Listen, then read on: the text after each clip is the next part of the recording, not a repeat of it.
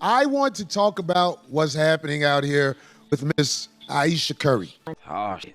Here we go again. Something that really bothers me and like honestly has given me a sense of a little bit of an insecurity, like the past 10 years, like I don't have any like male attention. Oh, all right, Ayesha, I think it's time for a drink. Marcel?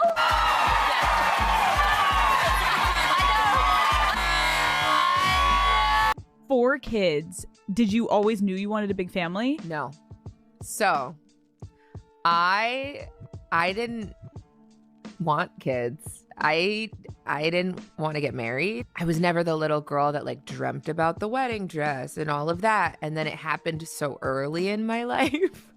So it's like, it's one of those things like you don't know what you actually don't know what you want. What are you talking about? What are you talking about? Yeah, that's the wife of basketball star Steph Curry. That is Miss Ayesha Curry. Over the past couple years, she has made a habit of disrespecting her husband and her marriage on public platforms. Every once in a while, you give him a little slap. It seems like she's on her way to being Tia Mowry 2.0. You know what? I don't want to get ahead of myself. Cue the intro.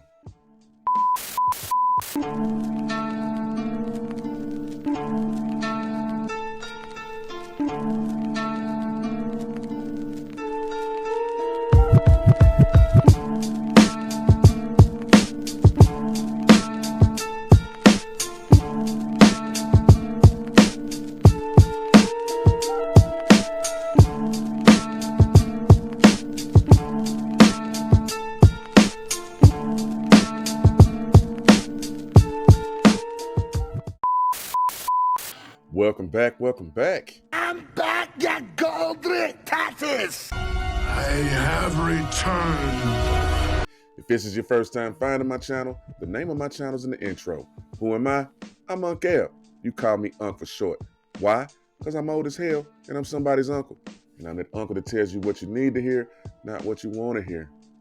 Rest in peace, Pops. Miss you every day. Yeah, today I'm reacting to a couple clips from a couple different content creators, Corey Holcomb, the GOAT, and Miss River TV. And the subject is Miss Ayesha Curry, the wife of basketball star Steph Curry. She just doesn't seem like she really likes her husband. She just doesn't seem like she's happy being married. And, you know, she's entitled to feel that way. And if she doesn't want to be in a marriage, that's fine.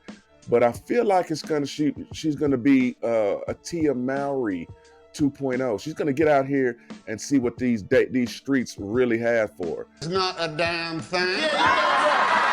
I'm not going to get ahead of myself.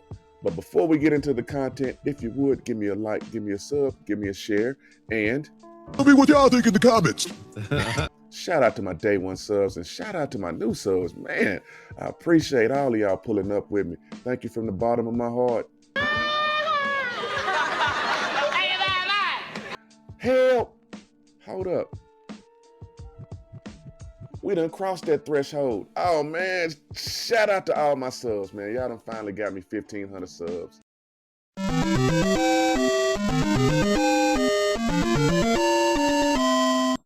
But with that out the way, help me out, y'all. I'm trying to get to 2,000 subs. The grind don't stop. YouTube has a new feature called the hype button. It gets smaller content creators like me pushed into the algorithm more, gets our content seen more. Help! Hit that hype button for me too. With all that out the way, let's get into the content. I want to talk about what's happening out here with Miss Ayesha Curry. Oh my God!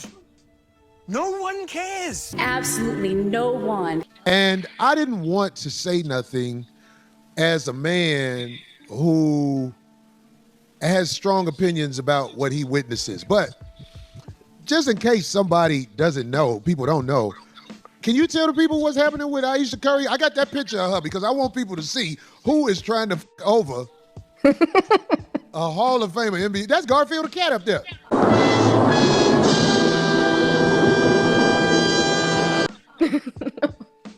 That's one of the old men on the Muppets back in the day.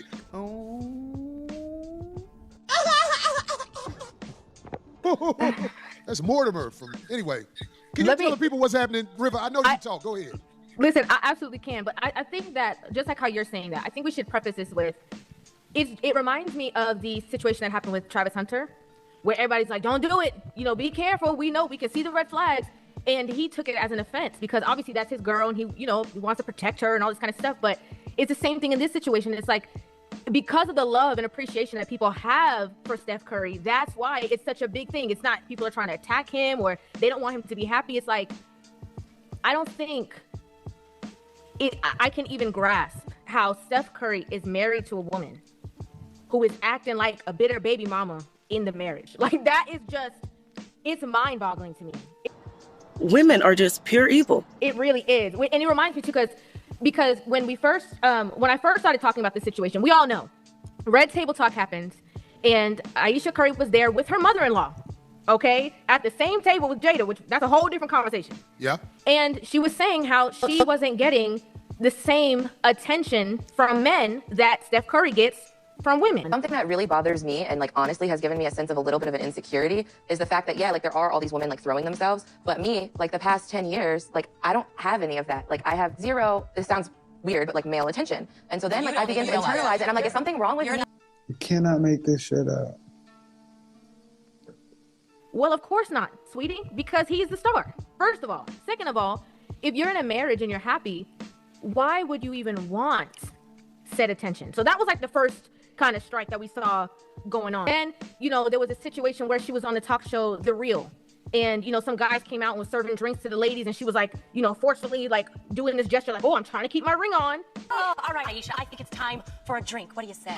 Absolutely. Yes, we get to drink. Marcel?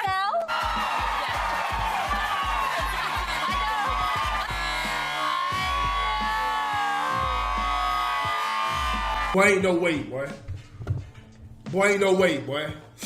And then so now all those things have passed. And it comes like every time that people forget about that and are willing to give her grace, she comes right back to the forefront and does something else that's even more like, girl, just stop talking. Like, just stop talking. I know, right? And most recently, she did an interview on the Call Me Daddy podcast, in which I don't know what she was promoting. I really don't. I don't know what she was actually there for.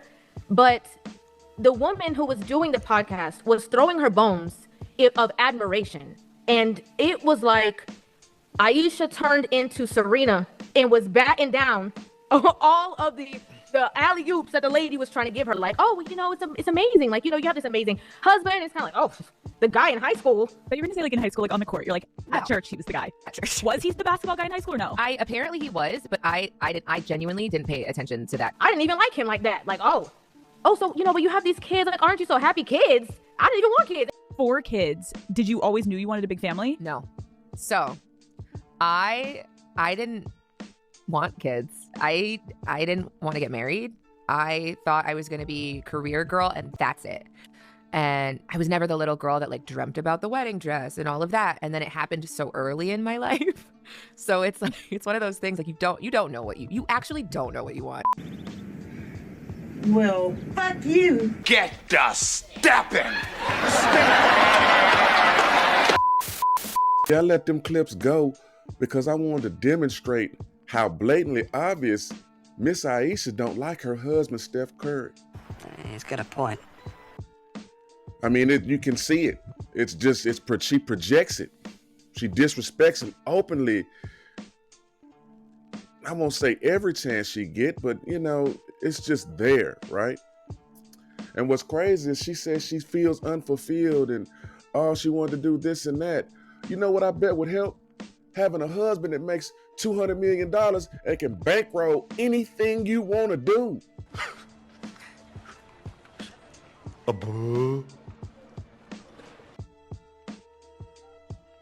So the fact that she ain't stepping to her man and saying, hey, help me do this. Hey, help me do that. You're plugged in here. Can you get me this? Can we get an audition? Can we start this product?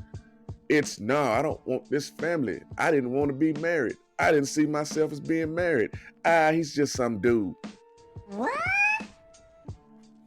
This young lady is quickly on her way to becoming Tia Mowry 2.0. She gonna get out here and see what her sexual market value actually is, because although she's not ugly, she ain't necessarily all that cute either. One of the things I've noticed about light-skinned chicks, they think they're fine because of their light skin, and they're really just some old average 5s and 6s and 4s and shit, and they think their light skin makes them pretty. I don't know if that's like reverse colorism. I wouldn't know what to call it, but she's gonna get a wake-up call if she leaves that good man that makes $200 million, who's a great father and a provider. She leaves that man and goes back out into the streets. She is gonna be shocked at what the streets have for her. Nothing. Let's continue. I'm so glad you said all that. I'm so glad you get all that out. Because, see, I have a question for you. Mm-hmm. See, I watch you with not all, I've watched so many of your interviews. And I'm just going to get straight to it. Be honest. Do you think that most women are inherently evil or scammers? Good question. Do you think that from what you see? I do, and I definitely do say that. And the reason why I say that is because a multitude of reasons. One of the reasons being a lot of women. It's true. Don't know. I'm sorry. Go ahead. It's true. Yeah, no, it's true. A lot of women don't know what they want, and so they get into these situations of what either their friends or their family or society tells them that they're supposed to do, and then they do all the right things to get there. Then when they get there, the real them comes out. And I feel like that's kind of a lot of, like, women are hormonal, right? We're completely different than men. But a lot of times women are so wrapped up in their emotions and their feelings, which feelings are fleeting. And they make these brash decisions. And that's scary, because a man who's stable, who's in a situation, can just wake up one day and be like, who is this? I'm done with life, and it's all Jermaine's fault. It's always Jermaine's fault.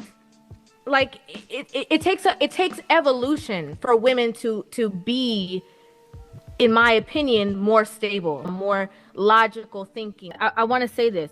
If you have a lot of women in one room, women like to say, oh, the main problems that women have stem from men. There's still going to be drama. It is what it is. It is what it is.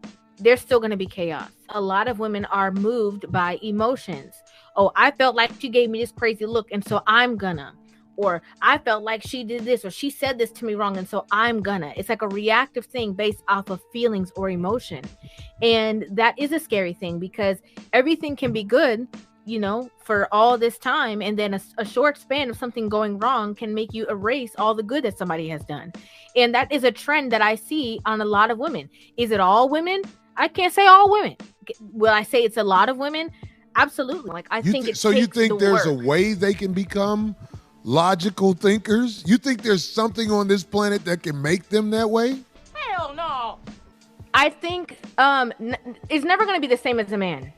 But I think once they have a certain level of understanding and humility, which a lot of women do not have, that's the main problem. A lot of women don't have the humility enough to even listen, to receive, or to understand another person's point of view. So how can they listen and understand enough to even change or evolve or grow? She most definitely cooked them with this.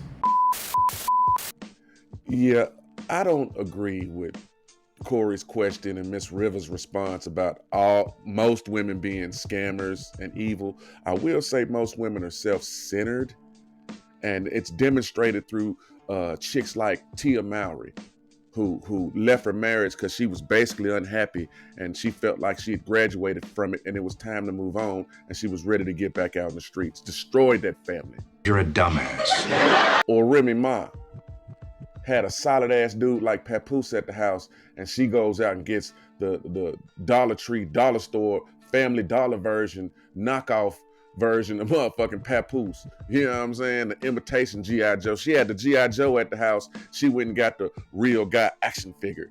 You feel me?